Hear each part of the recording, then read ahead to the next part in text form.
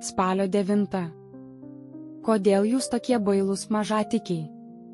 Mato Evangelija 8 skyrius 26 eilutė. Kiekvienas išbandymas turėtų būti mums naudingas. Jei iš pradžių buvome bailūs ir garsiai šaukėmės pagalbos, tai gaudavome ją galbūt su pabarimu, jūs mažatikiai. Tačiau suteikdamas vieną pamoką po kitos, viešpats laukia iš mūsų. Ir mes taip pat to turėtume tikėtis iš savęs.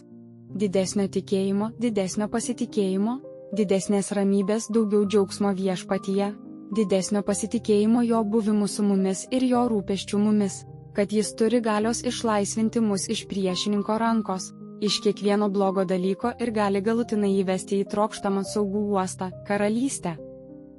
Kartais audros, kurios užklumpa krikščionį jūreivį, kai plaukia dabartinių blogų sąlygų jūra, padaro taip, kad jo tikėjimo laivas vos neapvirsta.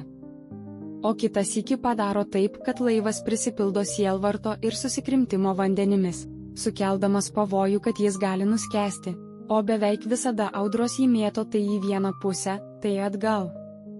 Tokių audrų metu neužmirškime, kad viešpats, kuris įsako vėjams ir bangoms, yra šalia kaip mūsų gynėjas.